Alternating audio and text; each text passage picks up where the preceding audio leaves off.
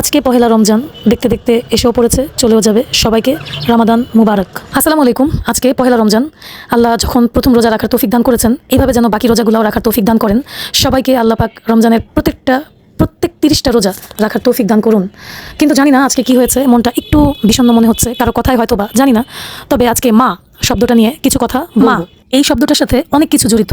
মা হচ্ছে নির্লজ্জ, বেহায়া, অঙ্ক ইংরেজি বোঝে না, আর বলে মিথ্যা কথা। মার কাছে একটা রুটি চাইলে নিয়ে আসে 2টা, কোথাও যাওয়ার কথা বললে 20 টাকা চাইলে নিয়ে আসে 50 টাকা।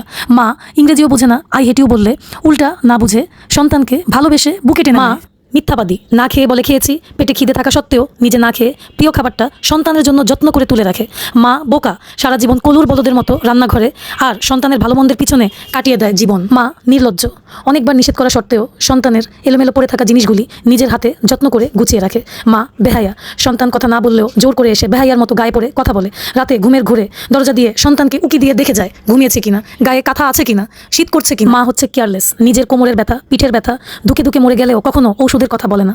অথচ সন্তানের একটা কাশিতে তার দিনটা যেন ওলটপালট হয়ে যায়। কি রেখে কি করবে, কোথায় নিলে সুস্থ হবে তার আদরের সন্তান। মা হচ্ছে আনস্মার্ট, অনেকের মায়ের মতো করে দামি দামি শাড়ি পরে না, ভ্যানিটি ব্যাগ ঝুলিয়ে স্মার্টফোন হাতে নিয়ে ঘুরতেও যায় না, সারাদিন খালি রান্নাঘর আর সন্তানের ভালো মন্দ চিন্তায় পুরোটা জীবন কাটিয়ে। পৃথিবীতে সবচেয়ে খারাপ বোধ হয় মা। তাই বুঝি আমরা সন্তানেরা তাদের এত কষ্ট দেই, তবুও তাদের কষ্টের দেওয়ার পরেও পরিবর্তন হয় না। প্রতিদিন এসব আচরণগুলো বারবার তারা করে। একটু বড় হয়ে গেলেই আমরা তাদেরকে বৃদ্ধাশ্রম বা জীবন থেকে দূরে রাখি, তবুও তারা বোকার মতো রাব্বুল আলামিনের কাছে আমাদের জন্য প্রার্থনা করে, দোয়া চায়। সারাটা জীবন শুধু আমাদেরকে ভালোবাসা দিয়েই যায়, বিনিময় একবার হলেও সন্তানের মুখে আদর করে মা ডাকটা শোনে না। সময়ের পরিবর্তনের কারণে মা ডাকটা শোনাই খুব অভাব।